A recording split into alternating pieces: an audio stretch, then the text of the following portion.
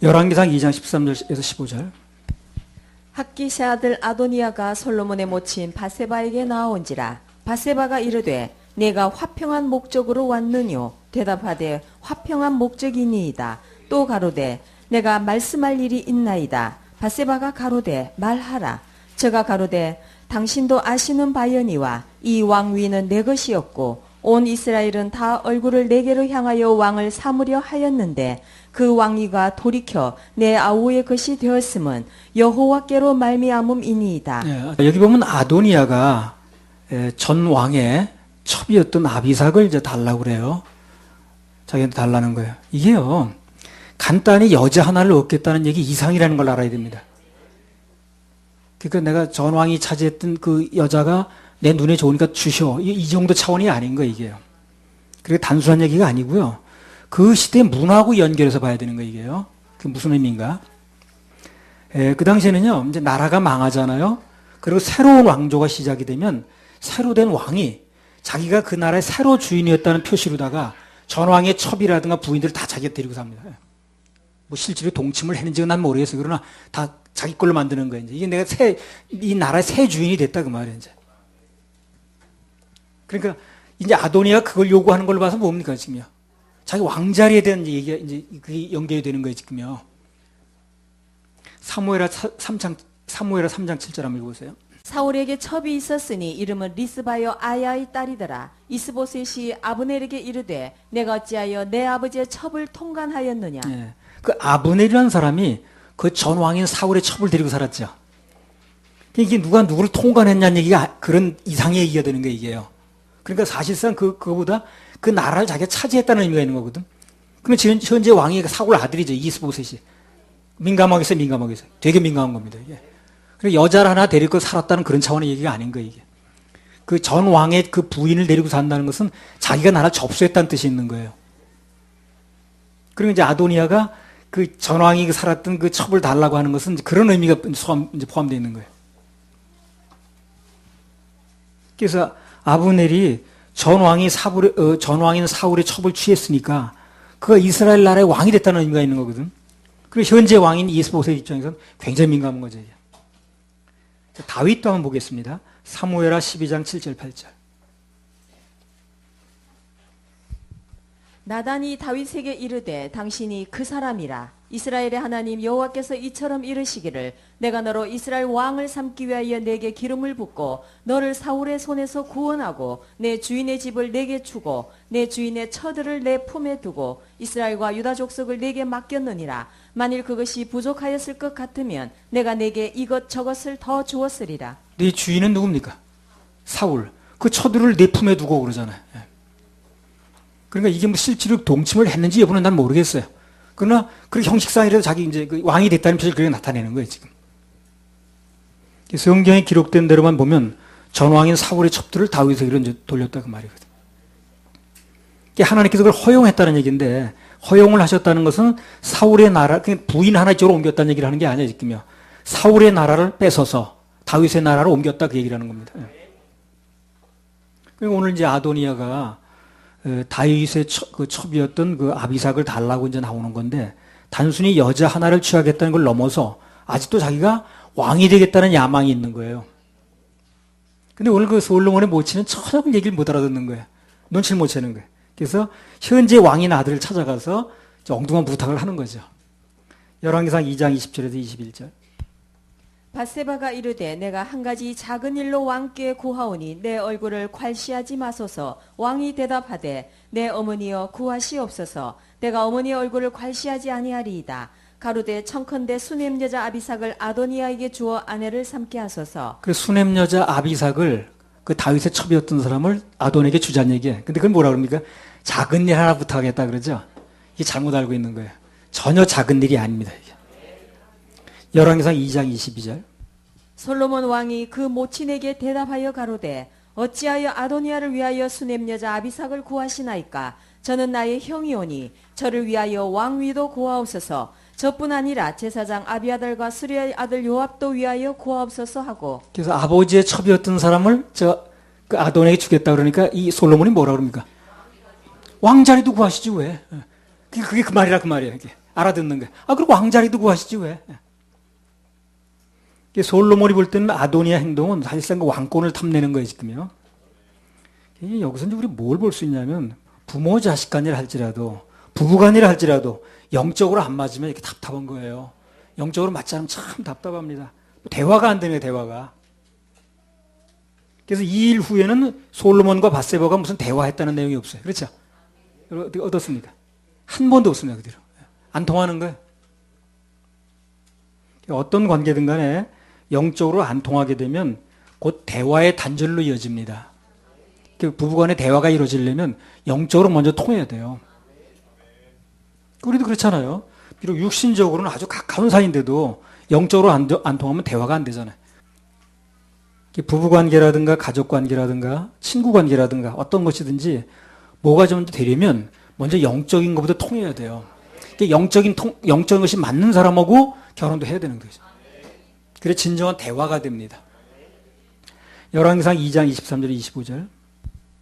여호와를 가리켜 맹세하여 가로되 아도니아가 이런 말을 하였은즉 그 생명을 잃지 아니하면 하나님은 내게 벌 위에 벌을 내리심이 마땅하니이다. 나를 세워 내 부친 다윗의 위에 오르게 하시고 허락하신 말씀대로 나를 위하여 집을 세우신 여호와의 사심을 가리켜 맹세하노니 아도니아는 오늘날 죽임을 당하리라 하고 여호야달 아들 브나야를 보내매 저가 아도니아를 쳐서 죽였더라. 그래서 밧세바는 작은 일이라고 그랬는데 전혀 못 알아들었는데 이 솔로몬은 어떻습니까? 대본에 알아들었죠. 무슨 얘기를 하는 건지. 그래서 정확하게 그 뒤에 무슨 계책이 있으며 무슨 술수를 부리는 거며 알아들었어요. 대처를 잘 하는 겁니다. 솔로몬이 하나님으로부터 지혜를 받았는데 그 특별한 지혜를 받았는데 유감 없이 그냥 나오는 거예요. 오늘이야. 남이 못 알아듣는 걸 알아듣는 거예요. 이게 지혜죠. 아무나 눈치를 챌 수 없는 건데 아도니아가 그렇게 말한 적이 없으니까. 그런 것까지 다 알아내는 거예요. 그래서 하나님께서 솔로몬에게 그런 특별한 지혜를 왜 주셨는가? 여러 번 얘기를 했습니다. 그거. 열왕기상 3장 4절에서 5절. 이에 왕이 제사하러 기브온으로 가니 거기는 산당이 큼이라. 솔로몬이 그 단에 1천 번제를 드렸더니 기브온에서 밤에 여호와께서 솔로몬의 꿈에 나타나시니라. 하나님이 이르시되 내가 네게 무엇을 줄꼬 너는 구하라. 12절 13절. 내가 네 말대로 하여 네게 지혜롭고 총명한 마음을 주노니 너의 전에도 너와 같은 자가 없었거니와 너의 후에도 너와 같은 자가 일어남이 없으리라. 내가 또 너의 구하지 아니한 부와 영광도 네게 주노니 내 평생의 열왕 중에 너와 같은 자가 없을 것이라. 그럼 강연이 솔로몬이 어떻게 해서 그런 지혜를 받았어? 기도해서. 제사. 그 제사를 1,000번을 드리는 거예요. 1,000번제. 1,000번제 예배를 드리니까 하나님께 선물로 주시는 거예요. 뭘 구하라 그러잖아요. 그러니까 예배가 성공하니까 뭘 원하는데 구해 이렇게 나오는 거예요. 먼저 구한 게 아니고. 하나님이 이르시되 내가 내게 무엇을 줄고 너를 구하라 그러잖아요. 뭐 때문에 이렇게 말한 거예요? 1,000번제를 드리니까. 오늘 이 자리에 오신 분들도 예배의 중심을 더 잘해야 됩니다. 그리고 선포되는 말씀에 귀를 기울이면 하늘로부터 오는 지혜를 받을 수가 있어요. 나도 지난 17년간 별로 다른 건 한 거 없어요. 계속 예배에 집중하니까 하늘로부터 각종 지혜를 주시더라고요. 각가지 질문에 답할 수 있었고 문제 해결도 할 수가 있었습니다. 학생들도 하늘로부터 오는 지혜를 받으면 성적도 올라가고 장학생도 되고 또 이 중에서 노벨상 타는 사람 나오고 그래서 지혜를 받아야 돼요. 지식보다 지혜가 있어야 됩니다. 근데 지혜는 하나님께서 주시는 건데 예배를 성공하는 사람들에게 말씀을 듣는 사람들에게 중심을 여는 사람들에게 넣어주시는 거예요. 선물로 주시는 겁니다. 노력하고 열심히 해야 되는 게 아니고. 그리고 또 하나 우리가 이제 뭘 알 수 있냐면요. 오늘 솔로몬의 경우에서 보듯이 하나님께서 누군가의 어떤 일을 맡기시면 왕자를 맡겼든지 하여튼 맡기시면 그것을 행할 수 있는 지혜를 주세요. 능력을 함께 줍니다. 그래 그 일을 할 수 있잖아요. 어떤 일을 하게 되면 주님께서 그 일을 할 수 있는 능력, 지혜 이걸 같이 주신다고요. 솔로몬이 일단 왕이 되니까 그것을 행할 수 있는 능력을 같이 주시잖아요. 디모데전서 1장 12절. 나를 능하게 하신 그리스도 예수 우리 주께 내가 감사함은 나를 충성되이 여겨 내게 직분을 맡기심이니. 내가 충성을 다하니까 직분을 맡기시는데 그 직분을 다할 수 있도록 어땠다는 거예요? 능하게 하셨다 그래요. 능하게. 능하게. 우리가 할 일은 오직 그겁니다. 맡은 일에 충성하면 돼요, 우리는요.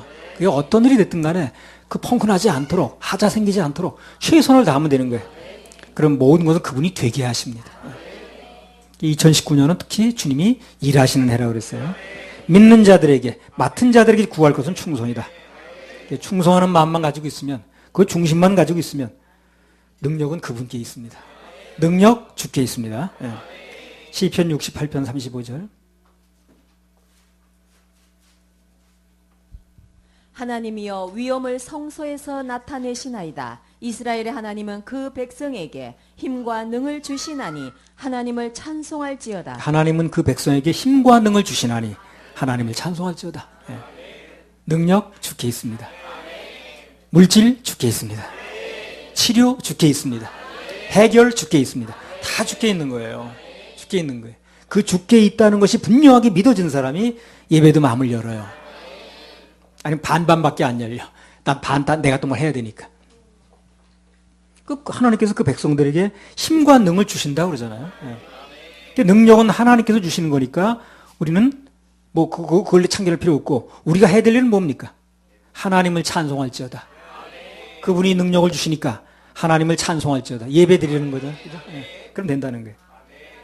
그 전에 집회를 인도할 때 보면 무슨 그 능력 달라고 그렇게 와서 그냥 막 기도 제목도 내고 그런 앞에 나와서 간증할 때 이번 집회에 와서 난 능력 받길 원한다고. 그 초점이 좀 잘 안 맞는 거예요, 그게. 하나님 안에서 일은 능력을 받아서 하는 게 아니라 자원하는 마음으로 충성하면 그분의 일이 되게 하시는 겁니다. 그래도 되는 거예요. 나도 그건 주셨으니까 했죠. 내가 있어서 한 게 아니잖아요. 앞으로도 마찬가지고요. 능력은 하나님께서 누군가를 위해서 일해 주시면 그게 바로 능력입니다. 그분이 일해 주시면 되는 거예요. 우리도 2019년도 우리 하나님께서 일해 줄 것을 기대하는 겁니다. 할렐루야. 우리 하나님께 박수 올려드려요. 지혜를 받으면 좋은 게 뭐냐면 여러 가지 좋죠. 여러 가지 좋은데 특히 뭐가 좋냐면 속지 않아요. 지혜가 하늘에서 온 지혜를 받으면 절대 속지 않습니다. 이 바세바는 그게 없으니까 속잖아요, 그냥. 그 작은 일인데, 그냥 줘요, 그냥. 전왕의 그 첩을 그냥, 아들한테 넘기자고 그러잖아요. 근데 솔로몬은 딱 알아듣는 거예요, 그걸. 지혜가 있으니까. 속지 않는 거예요. 그러니까, 그 얘기 끝에, 그 왕자리도 구하시지 하는 건 뭐예요? 지금 그가 그걸 노린다, 그 말이죠. 딱 알아듣잖아요. 지혜가 있어야 돼요. 지혜가 있으면 속지 않습니다. 그리고 뭔가 좀 속고 있는 사람들은 이 지혜가 없는 거예요. 지혜가 없다는 건 뭐예요? 우둔하다는 거죠. 그게 그 사람이 무슨 대학 교수인지 목사인지 그걸 다 떠나서 지혜가 없는 거예요. 속는 거예요. 그래서 뻔히 보이는데 그게. 지혜를 받아야 됩니다. 그 지혜를 받으려면 예배에 성공해야 되는데 그 중점이 뭐냐면 말씀을 중심으로 해서 받아야 되는 거예요. 말씀 튀면 안 되는 거죠. 액면 그대로 받으면 됩니다. 그럼 지혜가 오게 돼 있어요. 속지 말아야지. 속은 뭐 하나 그래. 100명 있으면 뭐해? 속는데. 속는 숫자만 늘어나는데. 속는 사람이 학위가 많으면 뭐해? 속는 수준만 높이는데. 열왕기상 2장 26절 27절. 왕이 제사장 아비아달에게 이르되 내 고향 아나돗으로 가라. 너는 마땅히 죽을 자로되 내가 내 부친 다윗 앞에서 주 여호와의 궤를 메었고 또 내 부친이 모든 환난을 받을 때에 너도 환난을 받았은즉 내가 오늘날 너를 죽이지 아니하노라 하고 아비아달을 쫓아내어 여호와의 제사장 직분을 파면하니 여호와께서 실로에서 엘리의 집에 대하여 하신 말씀을 응하게 함이더라. 자, 여기 보면 아비아달을 쫓아내어 여호와의 제사장 직분을 파면한 것은 왜 그랬다는 거예요? 여호와께서 전에 엘리의 집에서 예언한 게 있다는 거예요. 이미. 사무엘상 2장 30절 한번 보세요.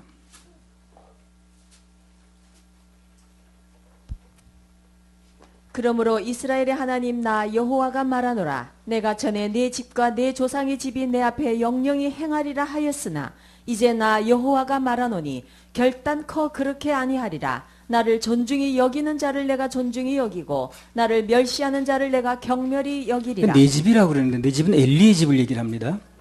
그래서 하나님께서 당신을 경멸히 여긴 무시한 그 엘리 집에서 제사장 직분을 박탈한다고 그랬어요. 그렇게 말씀하셨죠, 그죠? 오늘 제사장 직분을 박탈당한 아비아달이 엘리 집의 마지막 제사장이에요. 그래서 경고가 내려진 지 80년 만에 이게 이루어지는 거예요. 80년 만에 실제로 이제 이게 그 제사장 직분이 넘어가 버립니다. 뺏겠다고 말씀하셨는데 금방 안 하셨어요. 80년 만에 되어지는 거예요, 80년 만에. 그 뺏길 때 마지막 엘리 집의 제사장이 이제 아비아달인 거예요. 그러면 왜 하나님의 징계가 바로 안 이루어지고 80년이나 걸리냐는 거지. 왜 그럴까요? 돌이킬 수 있는 기회를 주시는 거예요. 그게 하나님이세요. 하나님은 그렇게 말씀하시고 바로 가는 게 아니에요. 한 번 말씀하실 때 반드시 하시는 하되 돌이킬 수 있는 기회를 주는 거예요. 돌이킬 수 있는 시간을 주는 거예요. 기회를 주는 거예요. 유예 기간을 주는 거지, 한마디로 유예 기간을. 이 아비아달은 자기 집안 내력이 지금 그런 유예 기간에 있다는 걸 모르는 거예요. 그걸 알았으면 이 사람은 이렇게 할까요? 안 하죠. 모르는 거예요. 자기가 지금 80년이나 지나는다, 잊어버렸겠지, 뭐 지나간 거지, 뭐 이렇게 생각하는 거예요. 아니, 그렇지 않아요. 80년 동안 기다리고 있는 겁니다. 그래서 자기가 그런 징계의 유예 기간에 있다는 줄 그걸 모르고 반역자 편에 서버린 거죠.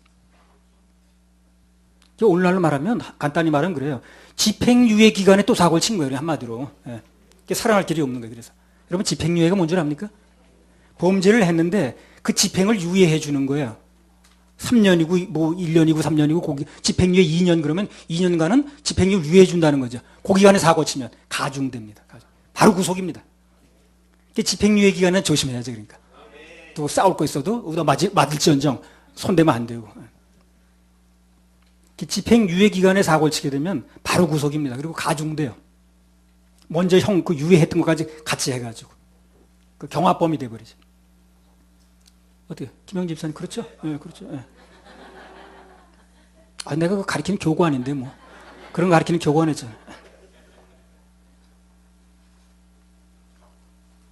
현장에서 뭐 뛰러 다니기도 했지만, 또, 그런 거 가르치는 교관이었기 때문에. 자기가 집행유예 기간인데 지금, 그걸 모르고 함부로 행동하는 거예요. 결국 자기의 직위마저 뺏겼죠. 그러니까 한 번 기회도 안 주잖아요. 이 집행유예 기간을 이미 80년이나 줬는데 왜?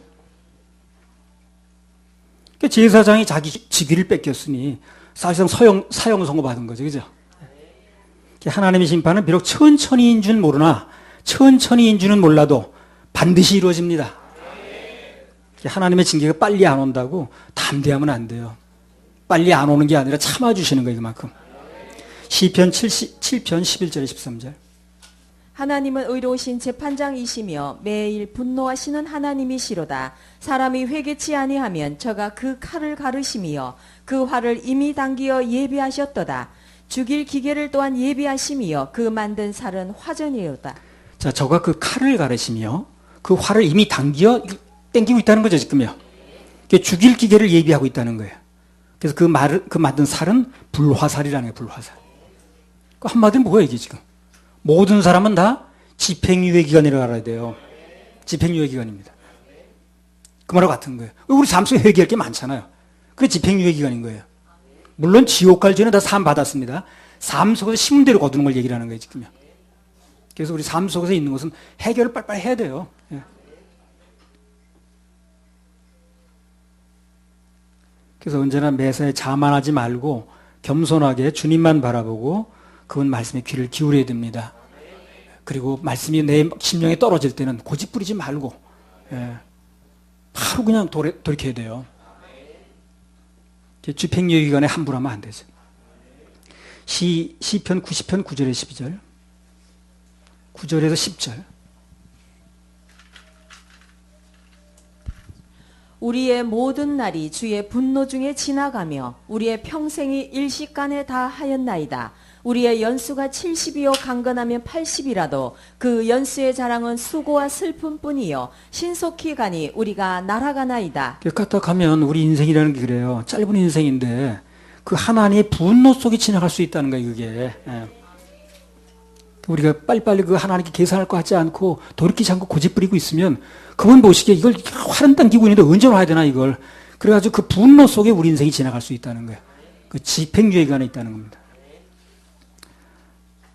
다시 본문으로 돌아갑니다. 열왕기상 2장 27절.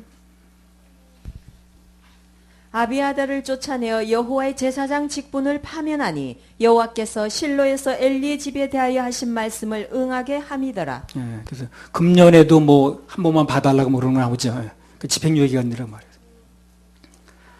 그러니까 하나님께서 일단 징계하기로 정하신 엘리 집안을 무려 80년이 지나서 이걸 징계를 하신 거거든. 그래서 이것은 반대 해석도 가능해요. 하나님께서 징계할 자는요, 세월이 얼마가 흘러도 반드시 징계를 하듯이 일단 하나님께 축복하시기로 작정한 사람은, 약속한 사람은 시간이 얼마나 걸려도 얼마나 지냈어도 반드시 또 축복합니다. 반드시 축복을 해요. 없던 일도 되지 않는다는 거예요. 하나님께서 하나님 앞에 뭔가 심은 사람들은 낙심하지 마세요. 희망 중 기다리시기 바랍니다. 어떤 경우에도 그분의 약속을 붙잡고 소망을 가지세요. 그럼 반드시 그들이 이루어집니다. 80년 동안 미뤘다가 징계가 내려지듯이 또 미뤄졌다고 해서 축복이 없어지는 게 아니에요. 금방 그게 무슨 안 온다고 해서 그냥 낙심하고 좌절할 필요가 없어요. 하나님께 주시기로 하신 거, 약속하신 거 반드시 이루어집니다. 반드시. 네. 반드시 이루어집니다. 심은 거 어디 가지 않아요. 조금 그것이 늦어진다고 해서 무효됐나 보다. 절대 그렇게 생각하지 마세요. 80년 만에 징계도 이루어지듯이 축복도 마찬가지라는 거예요. 근데 늦게 이루어지게 되면 이자가 많이 붙어요. 더 좋습니다. 할렐루야. 우리 하나님께 박수 올려드려요. 열왕기상 2장 26절 27절. 왕이 제사장 아비아달에게 이르되 내 고향 아나돗으로 가라. 너는 마땅히 죽을 자로 돼. 내가 내 부친 다윗 앞에서 주 여호와의 궤를 메었고 또 내 부친이 모든 환난을 받을 때에 너도 환난을 받았은즉 내가 오늘날 너를 죽이지 아니하노라 하고 아비아달을 쫓아내어 여호와의 제사장 직분을 파면하니 여호와께서 실로에서 엘리의 집에 대하여 하신 말씀을 응하게 함이더라. 그래서 아비아달은 죽음만은 면했습니다. 그 요압도 죽고 다 죽었는데 아도니아도 죽고 죽음만은 면하게 했어요. 근데 앞서 말씀드린 대로 사실상 죽음과 마찬가지예요. 그 사람들이. 제사장이 직분 파면당하고 그걸 할 수 없게 됐죠. 그 고향으로 돌아가면 이제 뭐 땅이나 파고 살아야 되는데 그 죽은 거지 산 게 아니잖아요. 하나님으로 받은 사명은 크든 작든 매우 중요하다는 걸 알아야 됩니다. 매우 중요한 겁니다. 어떤 일을 맡았든 아주 중요한 거예요. 그 일 맡은 것 때문에 내가 산다는 걸 알아야 돼. 그 일 맡은 것 때문에 하나님 축복이 온다는 걸 알아야 돼. 그게 축복이 오는 통로가 되는 거예요. 내가 무엇을 맡았든 간에 그 일을 하는 것 때문에 하나님의 축복과 공급과 모든 것의 통로가 되는 겁니다. 그게. 교회에서 뭐 찬양팀을 맡았다라든가 양육자로 세움을 받았다라든가 식사당번이 됐다라든가 뭐 청소를 한다라든가 다 중요한 겁니다. 그게. 그걸 통로로 해서 축복이 오는 거예요. 그걸 하셔야 됩니다. 나도 전에 뭐 집회 때 별거 한 거 없어요. 그 의자 긴 장의자 날르고 뭐 그런 거 뭐 물건 실었다 또 내렸다 그런 거밖에 한 게 없습니다. 근데 그게 다 축복의 통로더라고요.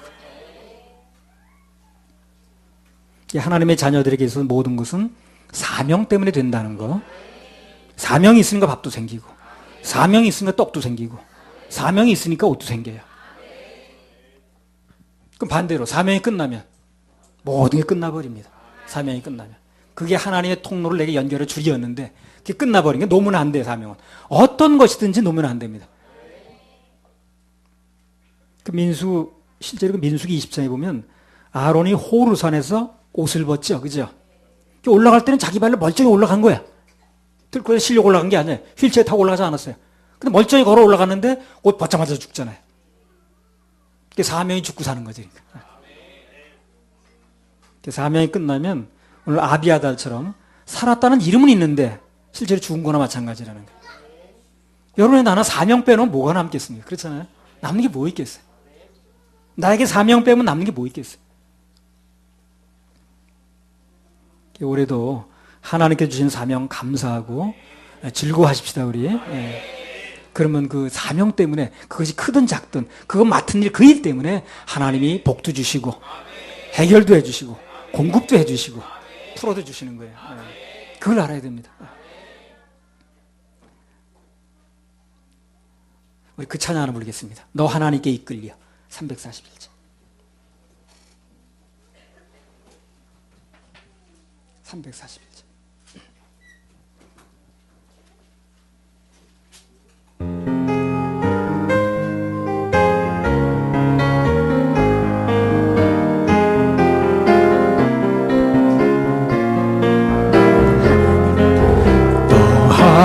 하나님께 일평생 주만 바라며 일평생 주만 어려울 바라 때 힘주시고 어려울 때 언제나 힘주시고 지켜주시고 크신 사랑 죽으신 사랑 반석 위에 서리라 그 반석 위에서 너 설레는 마음 가다듬고 너 설레는 맘 가다듬고 기다리면서 희망 중 그 기다리 은혜로신 주의 뜻과 그 은혜로신 사랑에 만족하여라 사랑에 만족하여 우리를 불러주신 주 우리를 마음에 불러주신 소원하신다 마음에서 찬양하고 기도하고 찬양하고 내 기도하고 몸과 힘써 다하라 내 본들 힘써 주 약속하신 모든 은혜 주 약속하신 내게서 이루어지리라 내게서 참되고 의지하는 자 참되고 의지하는 기억하시리 주께서 기억하시리. 아멘. 참되고 의지하는 자 주께서 기억하시리. 어제는 열왕기상 2장 28절 29절. 그 소문이 요압에게 들림에 저가 여호와의 장막으로 도망하여 단불을 잡으니 이는 저가 다윗을 떠나 압살롬을 좇지 아니하였으나 아도니아를 쫓았음이더라.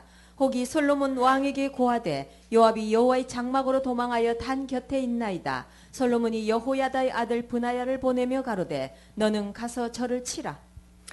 반란자편에 섰었는데 요압이 그 일이 실패로 돌아갔거든요. 궁지에 몰려 죽게 되니까 어디로 갔습니까 이 사람이? 하나님의 성전으로 들어가는 거예요. 거기서 단불을 잡는 거예요. 그러니까 요압이라는 사람은 하나님의 성전에 지금 예배 드리러 간 게 아니에요. 경배 드리러 간 게 아니고 자기 목숨을 구하려고 일종의 도피처로 들어간 거죠.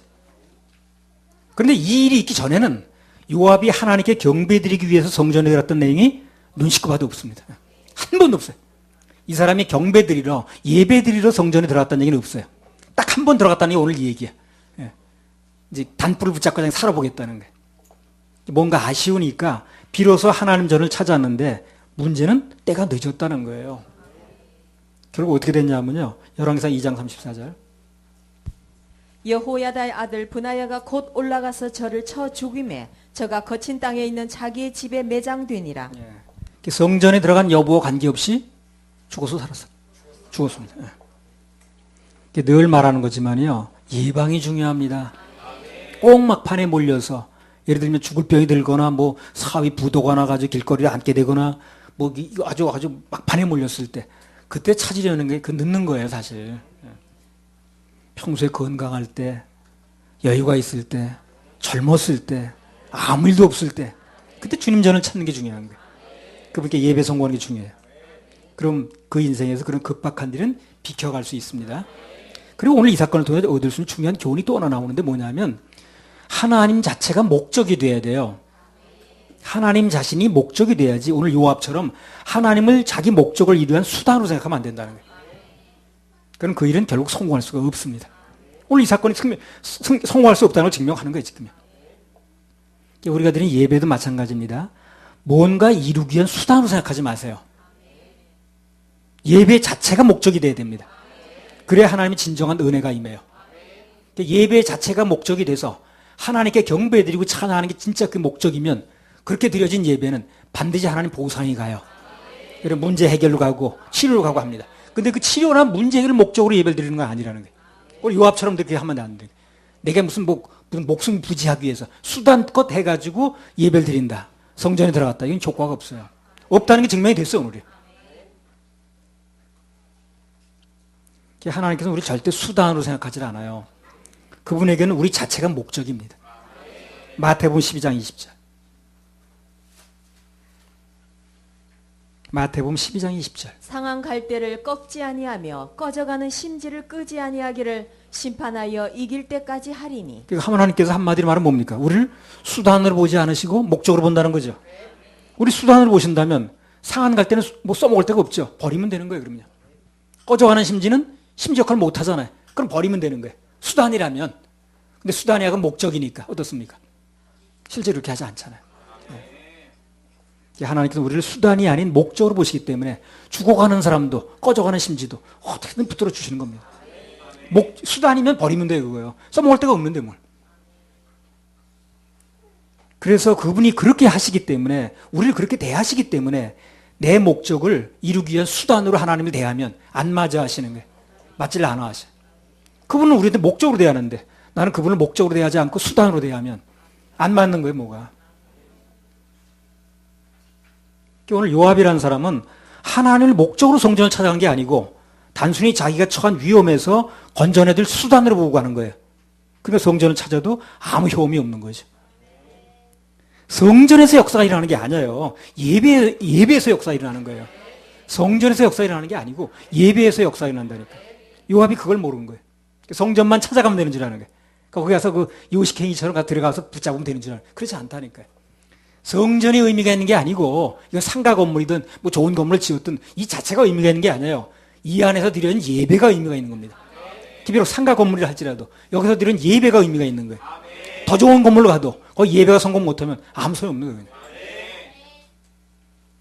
거예요. 요압이라는 사람은 성전 때문에 무슨 역사가 일어난 줄 아는 거예요. 성전에 들어가는 거예요, 지금. 그러나 그렇지 않아요. 성전 때문에 역사가 있는 게 아니라 거기서 드려지는 예배 때문에 역사가 있는 거예요. 그걸 이제 요압이 모르는 거예요. 참 껍데기 같이 노는 사람 맨 껍데기 같은 행동만 하더라. 오늘도 마찬가지입니다. 모든 역사는 예배 때문에 되는 거지 단순히 예배당 건물에 들어왔다고 되는 게 아니에요. 그냥 늘 말씀드리잖아요. 여기 와서 서울교회 이 지붕 밑에 들어왔다고 구원 다 되는 게 아니라 그랬잖아요. 확률은 높아지지만 일단 여기 들어왔으면 정말 중심을 다해야 됩니다. 마음을 열어야 돼요. 그래서 말씀이 그 심령에 심겨져야 되는 거예요. 예배에 성공해야 되는 거예요. 그래야 거기서 역사가 일어나는 거지 예배당 들어왔다고 성전에 들어왔다고 역사를 하는 게 아니라니까요. 그럼 요압이 오늘 해결이 됐어야지 그러면.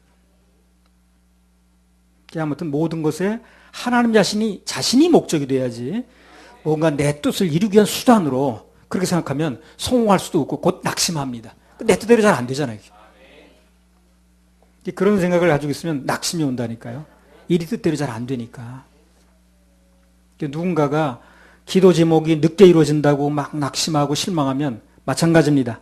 하나님께 예배드리고 찬양드리고 그 하나님을 자체를 목적으로 삼는 걸 바꾸지 않으면 늘 그런 상태. 하나님께 예배드리는 게 목적이면 낙심할 게 뭐 있습니까? 내가 예배드리면 되는 건데.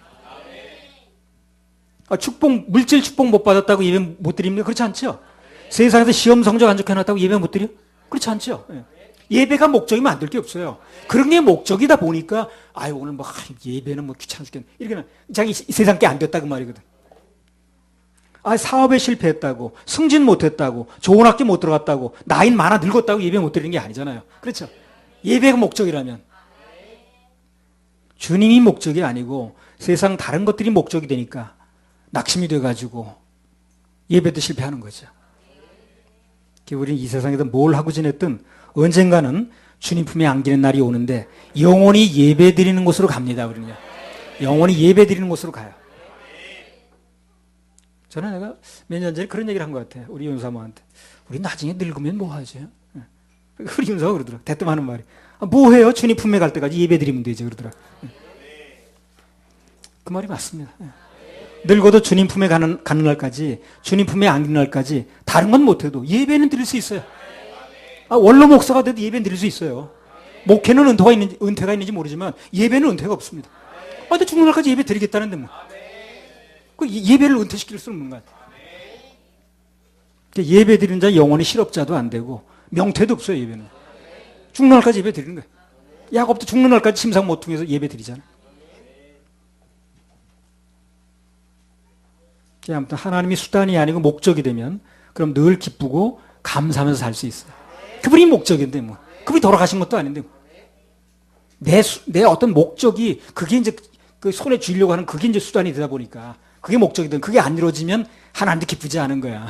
뭐 그냥 막 하는 거지. 그래서 예배도 내 뜻, 내 소원을 이루기 위한 수단이 되면 안 됩니다. 예배를 통해서 복 받아야지, 문제 해결해야지, 병 고쳐야지. 그건 올바른 생각이 아니에요. 그건 주님이 해주시는 건 맞는데 나는 그런 마음을 가지고 있어는 안 된다는 거예요. 그 예배는 그냥 하나님이 좋아서 드리는 거예요. 하나님이 좋아서 그분과 교제하는 거고 찬송하고 박수 쳐드리는 거고 그분의 말씀이 좋아서 즐겨 듣는 겁니다. 그렇잖아요?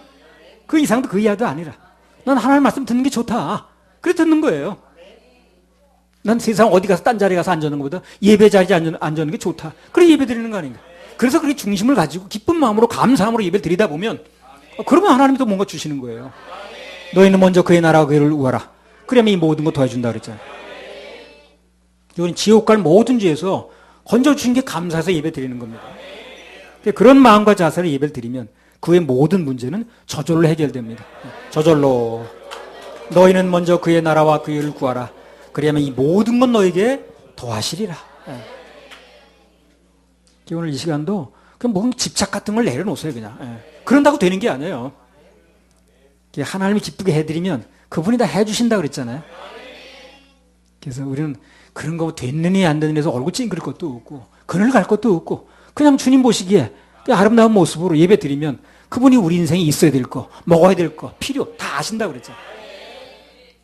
할렐루야. 우리 하나님께 박수 올려드립니다. 열왕기상 2장 36절 37절. 왕이 보내어 시므이를 불러서 이르되 너는 예루살렘에서 너를 위하여 집을 짓고 거기서 살고 어디든지 나가지 말라. 너는 분명히 알라. 내가 나가서 기드론 시내를 건너는 날에는 정령 죽임을 당하리니 내 피가 내 머리로 돌아가리라. 자, 여기 보면 시므이가 일종의 주거 제한 처분을 받아요. 야, 이 주거 제한 참 경찰관 참 복잡해요. 지금도 하는지 모르겠는데 내가 그 전에 그 80년대 가니까 그 이제 뭐 부역한 사람들 그 6.25 때 뭐 그런 이제 하나 그 용공점 있는 사람들 그런 사람 명단을 다 이제 있는 거예요. 그 사람 어디 가나 다 살펴야 돼. 근데 그 사람들은 어디 가면 얘기하고 가게 돼 있는데 또 얘기하지도 않죠.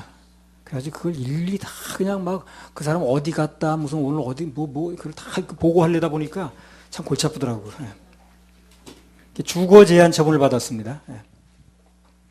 주거 제한 처분을 받았는데 3년 후에 그 시므이가 그걸 어기고 뭐 종 찾으러 갔던가. 그래서 예루살렘을 벗어났어요. 그 결과로 죽게 됐습니다. 그러면 시므이라는 사람이 왜 말년에 이렇게 갇히는 인생이 됐느냐는 거예요. 사무엘하 16장 5절에서 8절.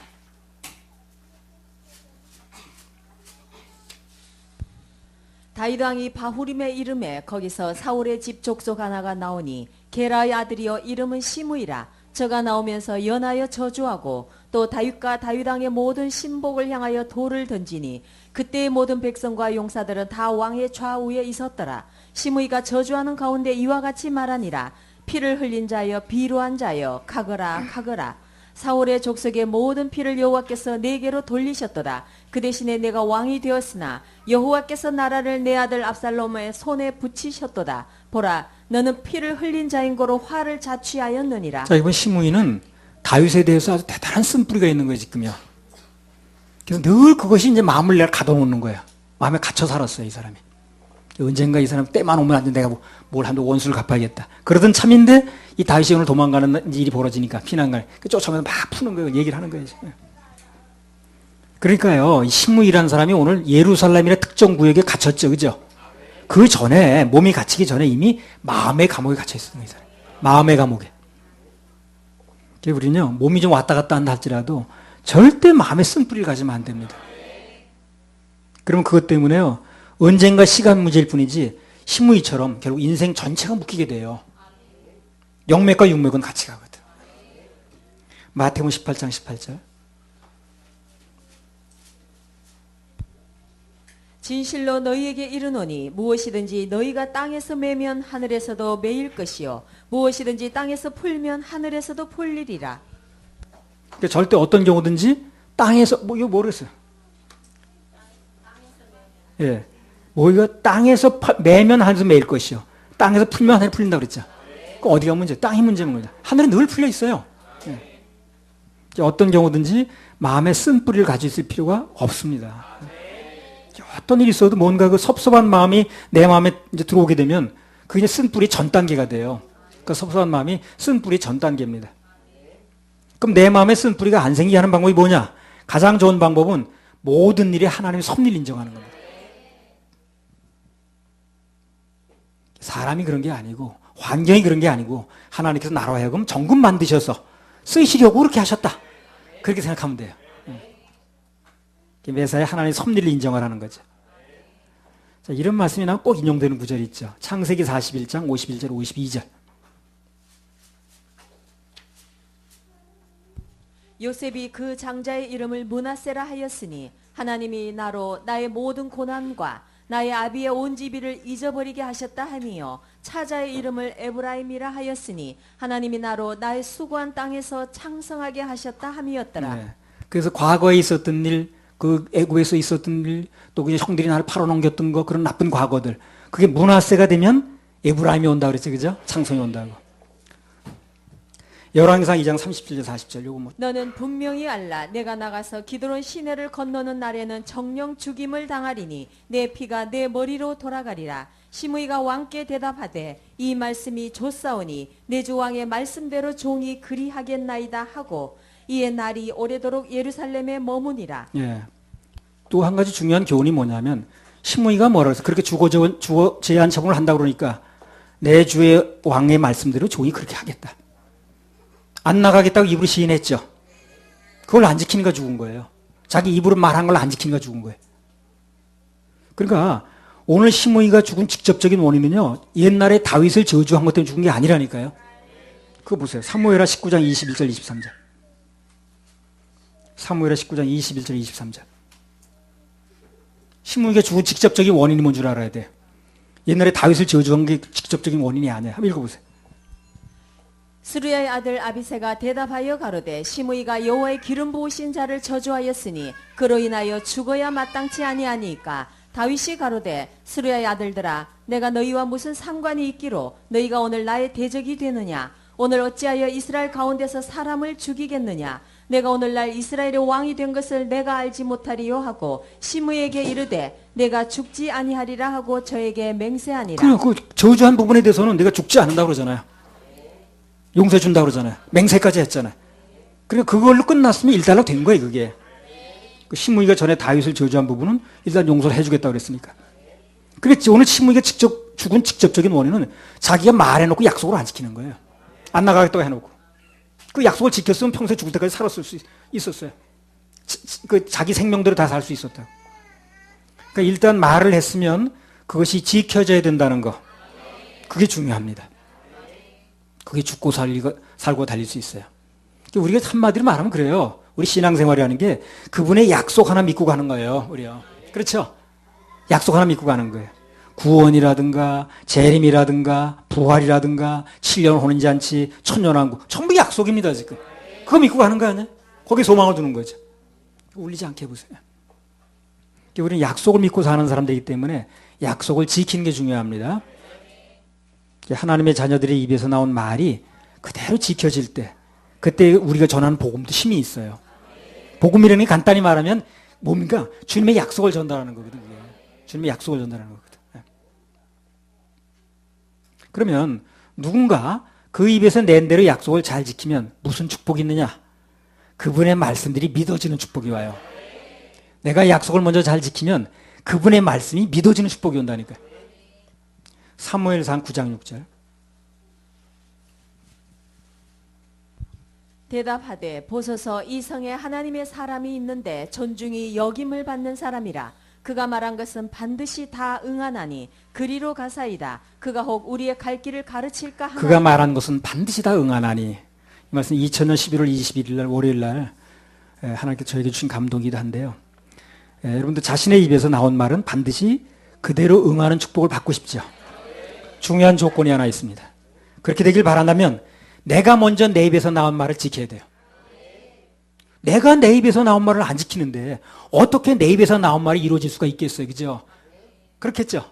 내가 내 입에서 나온 말이 안 지켜지는데 어떻게 내 입에서 나온 말들이 이루어지냐니까. 먼저 내가 내 입에서 나온 말을 지켜야 내 입에서 나온 말들이 이루어지는 거 아니에요? 그거 저는 집회할 때 보면 그 어떤 목사들이 그래. 오전 예배 끝나고 내가 이제 일어나서 점심 먹으러 가려고 그러면 일부러 앞에까지 와. 그래서 저 목사님 저녁 때 다시 오겠습니다. 그리고 나한테 얘기를 하는 거야. 그리고 저녁 때 보면 안 왔어 그 사람. 그렇다면 그 사람 생전 가도 그 입에서 나온 말대로 응할 수 없겠죠. 그죠? 이미 자기 입에서 나온 말대로 안 됐으니까. 그래서 내가 먼저 내 입에서 나온 말을 지켜야 그 말대로 응한다. 그걸 하나님이 깨닫게 해주시더라고요. 오늘 신문이가 그 입에서 나온 말대로 하니까 죽은 거예요 지금요. 옛날에 저주한 건 용서가 됐는데 누군가 계속해서 자기 입에서 나온 말대로 안 하면 결국 죽습니다. 만약 어떤 사람이 계속 자기 입에 나온 대로 말대로 안 해봐요. 결국 그 사람은 아무도 안 믿습니다. 그 사람. 그럼 사회적으로 매장되겠죠. 그게 죽는 거예요 바로요. 그 사람 말을 전혀 안 듣잖아요 사람들이. 저 사람 입만 뻥긋하고 숨 쉬는 거는 다 거짓말이 그래버리면. 저는 미국에서 유명한 워터게이트 사건이라고 했거든요. 워터게이트 사건이 뭐야? 닉슨 대통령이 도청한 거지 먼저. 도청한 거예요. 그 도청보다 문제가 된 게 뭐냐면 안 했다고 거짓말을 한 거예요. 그래서 그것 때문에 결국 정치적으로 죽었습니다. 대통령 파면되겠어요. 참 말대로 안 하는 게 이 세상 뭐 비극의 씨앗이더라고. 하나님 우리 말씀대로 하시거든요. 하나님께서 말씀하시고 약속하시면 그대로 믿으면 됩니다. 그대로 이루어집니다. 천국에 대한 거, 지옥에 관한 거, 무슨 뭐 그냥 뭐 천년왕국의 7년 대환란, 그 다음에 혼인잔치 다 그대로 이루어지는 거예요. 그냥 그대로 믿으면 돼요. 요즘 필리핀 어학연수관 한국 남자들이 현지 여자들과 무슨 부적절한 관계를 맺고 지키지 못할 약속을 하고 온다는 거예요. 그래서 그 필리핀에서 뭐 큰 사회적 문제랍니다. 전에 월남에서도 그랬다고 그러더니 정말. 세상에서 지킬 수 없는 약속들이 많이 나오죠. 근데 참 감사한 건 뭐냐? 하나님께서 우리 믿는 자녀들에게는 하신 약속을 반드시 지킨다는 거예요. 이게 감사해요. 참 부활하신다 그러는 거 분명히 지켜집니다. 재림하신다 그러면 분명히 재림하십니다. 천년왕국이 들어간다 그러는데 들어갑니다. 우리 새하늘과 새 땅이 있다고 그랬는데 분명히 새하늘과 새 땅에서 우리 살게 됩니다. 그런 가슴 설레는 약속들이 반드시 지켜진다는 거예요. 반드시. 천지는 없어져도 내 말은 1.1핵도 없어지지 아니하리라. 한마디로 뭡니까? 반드시 지켜진다는 거죠. 그래서 우리는 그분의 약속을 믿고 거기에 모든 걸 거는 겁니다. 뭐 얄궂은 그 맹세에 봄날은 간다고 그랬는데 얄궂은 맹세를 믿으면 봄날이 가고 우리 주님의 신실한 약속을 믿으면 봄날이 옵니다. 할렐루야. 우리 하나님께 박수 올려드려요. 그래서 하나님께서 성경에 약속하신 건 그대로 믿으면 돼요. 그대로 이루어집니다. 절대 그분이 우리를 상대로 거짓말하지 않습니다. 안 이루어질 걸 무슨 뭐 그렇게 할 이유가 없어요. 그래서 가장 중요한 건 예수를 믿으면 그 나머지 모두가 믿어진다는 거예요. 그걸 안 믿는 사람은 예수 믿는 게 아닌 거예요. 그분이 하신 말씀 믿는 거 아니야? 내가 천국 가본 거예요? 지옥에 들어가본 거 아니에요. 하나님이 말씀하셨으니까. 내가 믿는 예수님이 말씀하셨으니까. 그대로 믿는 거라. 할렐루야. 우리 하나님께 박수 올려드려요.